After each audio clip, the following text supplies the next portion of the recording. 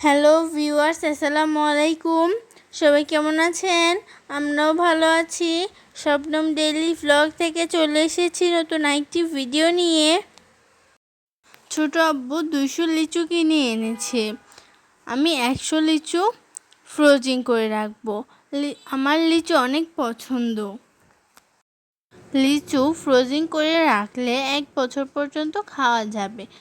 আমি দেখিয়ে দিচ্ছি কিভাবে লিচু ফ্রোজিং করতে হবে।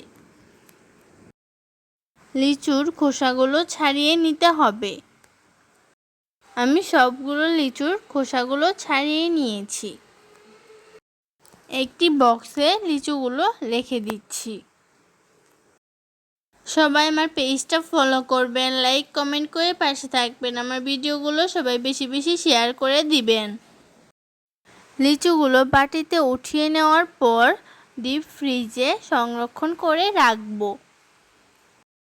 যাদের লিচু পছন্দ তারা এইভাবে ফ্রোজিং করে রেখে 1 বছর পর্যন্ত লিচু খেতে পারবেন। লিচু খাওয়ার আধা ঘন্টা আগে লিচুগুলোকে ডিপ ফ্রিজ থেকে বের করে রাখতে হবে।